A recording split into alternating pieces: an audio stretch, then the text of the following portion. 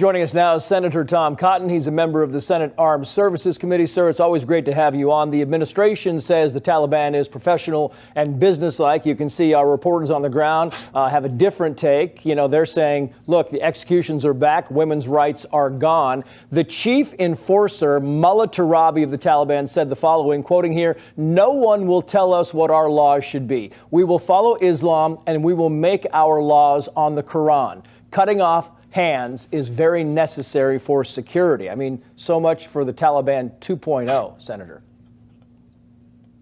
Yeah, Trace, I guess they will be very businesslike when they execute the hands of minor felons and criminals in Afghanistan. But who could have guessed that a degenerate gang of 7th century savages would behave like a degenerate 7th century savage?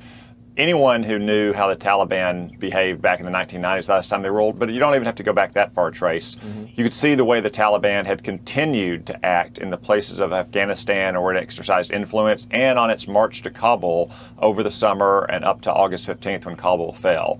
They didn't hide who they were. They were doing exactly the same thing. They may have said the few pleasing words in Kabul that duped Joe Biden and Tony Blinken, but this is who the Taliban always has been. This is who they always will be. This is why it was such a catastrophe to leave behind thousands of American citizens and green card holders and Afghans who served with our troops and all their families, why we still have to work to get all those people out. And what about those numbers? I mean, Trey Yingst on the ground saying, look, some of these Afghans who worked in the U.S. Embassy, Americans are still there. They are, you know, they're not being, there's no active effort right now to get them out. What are your thoughts on that?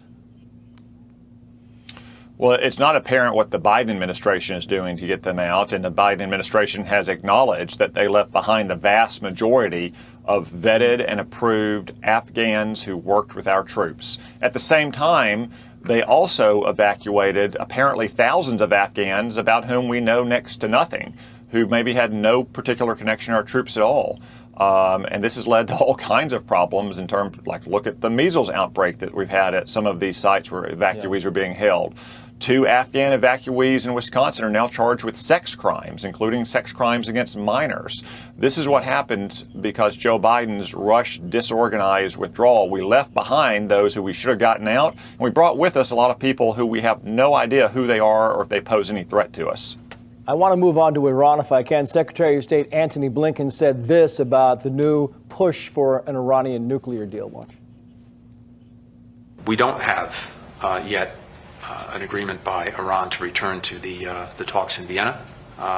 We're very much prepared to return to Vienna to continue the talks, and the question is whether, and if so, when Iran is prepared to do that. Yeah, the president is now imploring Iran, you know, begging to come back to the table. Why is Iran suddenly setting the tempo here, Senator? Well, it's exactly what they did in the Clinton administration and the Obama administration and now in the Biden administration. The Ayatollahs know that Joe Biden is desperate for a deal, for any deal. So they're going to set the terms and the conditions of even sitting down for negotiations. We're probably willing to grant concessions behind the scenes just to start those negotiations that were stopped earlier this summer. Now, I think the Biden administration was shocked that Ayatollahs wouldn't come back into the nuclear deal. You know, they were trying to surrender to them. The Ayatollahs just wouldn't accept the terms of surrender. And they're going to be even less likely now that they've seen how weak Joe Biden has been in Afghanistan. So I think they expect even more concessions, which will be dangerous for Americans. Yeah, I got to go, Senator, but very quickly, you tweeted about President throwing Border Patrol agents under the bus about this horseback thing. Your quick final thoughts on that. Look, the Border Patrol have been given an impossible job by this president who doesn't want to enforce our border. They're brave men and women in law enforcement. There's plenty of places on our southern border where Border Patrol agents need to use horses to cover large amounts of forbidding terrain. And I think it's disgraceful that Joe Biden is blaming these brave men and women in law enforcement for his failures to secure our border and, in fact, opening our border up.